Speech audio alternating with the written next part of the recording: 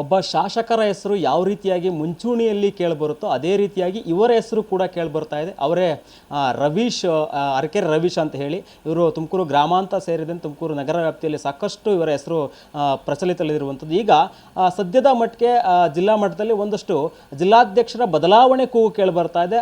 ಈ ಒಂದು ಬದಲಾವಣೆ ನಡುವೆ ಅರಕೆರೆ ರವೀಶ್ ಅವರ ಹೆಸರು ಕೂಡ ಕೇಳಿಬರ್ತಾ ಇದೆ. ಅವ್ರನ್ನ ನಾನು ಮಾತಾಡಿಸ್ತಾ ಹೋಗ್ತೀನಿ, ಏನು ಹೇಳ್ತಾರೆ ಅಂತ ಹೇಳಿ. ಸರ್ ನಮಸ್ತೆ. ನಮಸ್ಕಾರ. ಈಗ ತುಮಕೂರು ಜಿಲ್ಲೆಯಲ್ಲಿ ಸದ್ಯದ ಮಟ್ಟಿಗೆ ಒಂದಷ್ಟು BJPಯಲ್ಲಿ ಜಿಲ್ಲಾಧ್ಯಕ್ಷರ ಬದಲಾವಣೆ ಕೂಗು ಮತ್ತು ಅದರ ಧ್ವನಿ ಕೇಳಿ ಬರ್ತಾ ಇದೆ ಸರ್. ತಾವು ಕೂಡ ಆಕಾಂಕ್ಷಿ ಮತ್ತು ತಮ್ಮ ಅಭಿಮಾನಿಗಳು ಕೂಡ ಇದರ ನಿಟ್ಟಿನಲ್ಲಿ ರವೀಶ್ ಅವ್ರಿಗೂ ಕೂಡ ಒಂದು ಅವಕಾಶವನ್ನು ಮಾಡಿಕೊಡ್ಬೇಕು ಅಂತೇಳಿ ಧ್ವನಿಯನ್ನು ಇರ್ತಾ ಇರುವಂಥದ್ದು ಸರ್. ತಾವೇನು ಹೇಳ್ತೀರಾ? ಖಂಡಿತ ಇಲ್ಲ. ಯಾಕೆ ಅಂತಂದರೆ ನೋಡಿದೆ, ನಾನು ಸೋಷಿಯಲ್ ಮೀಡಿಯಾದಲ್ಲಿ ಸುಮಾರು ನಾನು ಅದಕ್ಕೆ ಒಂದು ಕ್ಲಾರಿಫಿಕೇಷನ್ನು ಕೊಟ್ಟಿದ್ದೀನಿ. ನನ್ನ ಒಂದು ಕಾಮೆಂಟ್ ಸೆಕ್ಷನಲ್ಲೇ ಆ ನ್ಯೂಸ್ ಫಸ್ಟ್ ಚಾನಲ್ ಅವರು ಇದನ್ನು ಮಾಡಿದ್ದಾರೆ.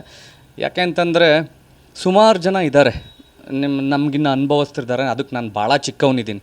ಅದರಿಂದ ನನಗೆ ಅದರಲ್ಲಿ ಖಂಡಿತ ನಾನು ಆಗಬೇಕು, ನಾನು ಆಕಾಂಕ್ಷಿ ಅಂತೂ ಖಂಡಿತ ನಾನಲ್ಲ. ಇರಲಿ, ಯಾಕೆ ಅಂತ ಅದನ್ನು ತೀರ್ಮಾನ ಮಾಡೋ ಅಂಥವ್ರು ಹಿರಿಯರಿದ್ದಾರೆ. ನನಗಿನ್ನ ಜಾಸ್ತಿ ಸಂಘಟನೆಗೆ ಒತ್ತು ಕೊಟ್ಟಿರೋರು, ಪಕ್ಷಕ್ಕೆ ದುಡ್ದಿರೋರು ಸುಮಾರು ಜನ ಇದ್ದಾರೆ. ಅದರಲ್ಲೇ ಇದನ್ನು ಮಾಡ್ದಂಗೆ ಸುಮಾರು ಜನ ಇದ್ದಾರೆ. ಮತ್ತು ಈಗಲೂ ಅದನ್ನು ತೀರ್ಮಾನ ಮಾಡೋದು ನಿಮಗೆ ಗೊತ್ತಿದೆ. ಒಂದು ರಾಷ್ಟ್ರೀಯ ಪಕ್ಷ ಅಂತಂತಂದರೆ ಅದಕ್ಕೆ ಆದಂಥ ನಮ್ಮ ನಾಯಕರುಗಳಿದ್ದಾರೆ. ಯಾಕೆ ಅಂತಂದರೆ ನನಗೆ ಒಂದು ಗಾಡ್ ಫಾದರ್ ಅಂತಂದರೆ ಸುರೇಶ್ ಗೌಡರು.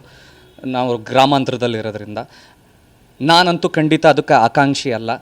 ಸುಮಾರು ಕೆಲಸಗಳು ಮಾಡೋ ಅಂಥವ್ರು ದುಡ್ದಿದ್ದಾರೆ ಪಾರ್ಟಿಗೆ. ಅವರು ನಾನು ನೋಡ್ದಂಗೆ ಎಷ್ಟೋ ಹಿರಿಕರಿದ್ದಾರೆ. ನಾನು ಬರೆದಿದ್ದೀನಿ ಅದರಲ್ಲೂ. ಯಾಕೆ ಅಂತಂದರೆ ಮಂಗಳೂರಲ್ಲಿ ಯಾವ ರೀತಿ ಸಂಘಟನೆ ಇದೆ, ಯಾವ ರೀತಿ BJP ಒಂದು ಸ್ಟ್ರಾಂಗ್ ಆಗಿದೆ, ಅದೇ ರೀತಿ ಇಲ್ಲೂ ಮುನ್ನಡೆಸೋ ಅಂಥವ್ರು ಬರಲಿ, ತೊಂದರೆ ಇಲ್ಲ ಅಲ್ವಾ. ಆಮೇಲೆ ನಾನು ಆಕಾಂಕ್ಷಿ ಅಂತೂ ಖಂಡಿತ ಅಲ್ಲ, ನಾನು ಸ್ಪಷ್ಟವಾಗಿ ಹೇಳ್ತೀನಿ.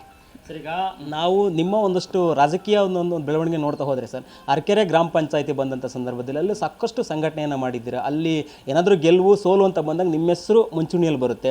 ಯಾವುದೇ ಧಾರ್ಮಿಕ ಕಾರ್ಯಕ್ರಮದಲ್ಲಿರ್ಬೋವಂಥದ್ದು ಎಲ್ಲ ಸುರೇಶ್ ಗೌಡ ಅವರ ಉಪಸ್ಥಿತಿಯಲ್ಲಿ ನಿಮ್ಮದು ಉಪಸ್ಥಿತಿ ಕೂಡ ಇರುತ್ತೆ. ಅಂದರೆ ಒಂದು ವೇಳೆ ಪಕ್ಷ ಇದನ್ನೆಲ್ಲವನ್ನೂ ಕೂಡ ಪರಿಗಣನೆ ತೆಗೆದುಕೊಂಡು ಅರಕೆರೆ ರವೀಶ್ ಅವ್ರನ್ನ ಇಲ್ಲಿ ಈ ಒಂದು ಜಿಲ್ಲಾಧ್ಯಕ್ಷ ಸ್ಥಾನ ಕೂರಿಸ್ಬೇಕು ಅಂತೇಳಿ ನಿರ್ಧಾರ ಮಾಡಿದ್ರೆ ಅವಾಗ ತಾವೇನು ಒಂದು ಅವಕಾಶ ಬಂದಾಗ ಏನು ಮಾಡ್ತೀರಾ ಅನ್ನೋದು ಸರ್? ನೋಡಿ, ನನ್ನ ಒಂದು ಜೀವನ ಅಂದರೆ ಒಂದು ಲೈಫ್ ಸ್ಟೈಲ್ ಯಾವ ಥರ ಇದೆ ಅಂತಂದರೆ, ಯಾವುದನ್ನೇ ಆಗಲಿ ಪರ್ಟಿಕ್ಯುಲರಾಗಿ ಅದರಲ್ಲಿ 100% ಅದನ್ನು ತಿಳ್ಕೊಳ್ಳೋ ತನಕ ಆ ಕೆಲಸದಕ್ಕೆ ಆಗಲಿ, ಆ ಜವಾಬ್ದಾರಿಗಳಾಗಲಿ ನಾನು ವಹಿಸ್ಕೊಳ್ಳಲ್ಲ. ಇವನ್ ಬಿಸ್ನೆಸ್ ಆಗಿರ್ಬೋದು, ಇವನ್ ಇದೇ ಇರ್ಬೋದು. ನಾನು ಹೇಳ್ತಾ ಇದ್ದೀನಲ್ಲ, ಈಗ ನಾನು ಭಾಳ ಚಿಕ್ಕ ಮುಂದಿನ ದಿನಗಳಲ್ಲಿ ನೋಡೋಣ, ಆಯಿತಾ. ಈಗಂತೂ ಸಾರ್ವತ್ರಿಕ ಚುನಾವಣೆಗೆ ಒಂದು ಇದಿದೆ, ಒಂದು ಜಿಲ್ಲಾ ಪಂಚಾಯತ್ಗೆ ಹೋಗಬೇಕು ಅನ್ನೋದಿದೆ. ಅದ್ರ ಬಗ್ಗೆ ಮಾತ್ರ ನನಗೆ ಆಸಕ್ತಿ ಇದೆ. ಇದರಲ್ಲಿ ನನಗೆ ಅಷ್ಟು ಆಸಕ್ತಿ ಇಲ್ಲ, ಖಂಡಿತ ಇಲ್ಲ. ನಾವು ಆಸಕ್ತಿ ಇಲ್ಲ ಅಂತ ಹೇಳ್ತೀರಾ ಸರ್, ಬಟ್ ನಿಮ್ಮ ಅಭಿಮಾನಿಗಳು ಅದೇ ಸಂದೇಶವನ್ನು ಕೊಡ್ತೀರಾ. ಆದರೆ ಪಕ್ಷದ ಒಂದಷ್ಟು ವರಿಷ್ಠರು ನಿರ್ಧಾರ ಮಾಡಿ ಇಲ್ಲ ರವೀಶ್ ಅವ್ರಿಗೆ ಕೊಡಬೇಕು, ಕೊಟ್ಟಾಗ ಅವರೊಂದಷ್ಟು ಸಂಘಟನೆ ಮಾಡ್ಬೋದು. ಆ ಒಂದು ನಿಲುವನ್ನು ತೆಗೆದುಕೊಂಡಾಗ ತಾವು ಪಕ್ಷವನ್ನು ಸಂಘಟನೆ ಮಾಡೋ ನಿಟ್ಟಿನಲ್ಲಿ ಕೆಲಸವನ್ನು ಮಾಡ್ತೀರಾ? ಯಾವ ರೀತಿಯಾಗಿ ಪಕ್ಷ ಸಂಘಟನೆ ಮಾಡ್ತೀರಾ ಅನ್ನೋದು. ಹಿಂದೆ ನಾನು ಯುವ ಮೋರ್ಚಾ ಅಧ್ಯಕ್ಷನೂ ಆಗಿದ್ದೆ. ಅದನ್ನು ತೀರ್ಮಾನ ಮಾಡೋದು ಯಾಕೆಂದರೆ ನಾನು ಸ್ವಲ್ಪ ಮಾತಾಡಿ ಇದ್ರ ಬಗ್ಗೆ ಮಾತಾಡ್ತೀನಿ. ಯಾಕಂದರೆ ಈಗ ನಾನು ಅದನ್ನು ನನ್ನ ನಿರ್ಧಾರಗಳನ್ನ ಯೋಚನೆ ಮಾಡದೆ ಹೇಳೋದಕ್ಕಾಗಲ್ಲ.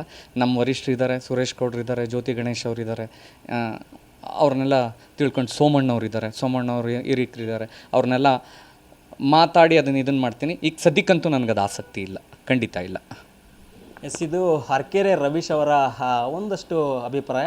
ಈಗಾಗಲೇ ಅವರ ಅಭಿಮಾನಿಗಳು ಒಂದಷ್ಟು ನಿಟ್ಟಿನಲ್ಲಿ ಅವ್ರಿಗೆ ಕೊಡಬೇಕು ಅಂತೇಳಿ ಧ್ವನಿಯನ್ನು ಇರ್ತಾ ಇದ್ದಾರೆ, ಕೂಗನ್ನು ಕೂಡ ಎತ್ತುತ್ತಾ ಇರುವಂಥದ್ದು. ಇದರ ನಡುವೆ ನಾನು ಆಕಾಂಕ್ಷಿ ಅಲ್ಲ, ನನಗಿನ್ನ ಹಿರಿಯರು ತುಂಬ ಜನ ಇದ್ದಾರೆ, ಅಂದರೆ ತುಂಬ ನಾಯಕರಿದ್ದಾರೆ, ಅವ್ರಿಗೆ ಕೊಟ್ಟರೆ ಬೆಟ್ರು ಅನ್ನೋದು ಅವ್ರ ಮಾತು. ಆದರೆ ಪಕ್ಷದ ನಿಲುವು ಒಂದು ರೀತಿಯಲ್ಲಿ ಬದಲಾಗಿ ನನಗೇನಾದರೂ ಸಿಕ್ಕಿದ್ರೆ ಅದಾದ ನಂತರ ನಾನು ಹಿರಿಯ ನಾಯಕರ ಜೊತೆ ಮಾತನಾಡಿ ನನ್ನ ನಿರ್ಧಾರವನ್ನು ತೆಗೆದುಕೊಳ್ತೀನಿ ಅನ್ನೋದು ಅವರ ಅಭಿಪ್ರಾಯ ಆಗ್ತಾ ಇರುವಂಥದ್ದು. ಕ್ಯಾಮ್ರಾ ಪರ್ಸನ್ ನಾಗರಾಜ್ ಜೊತೆ ಗಿರೀಶ್, ಪ್ರಗತಿ TV, ತುಮಕೂರು.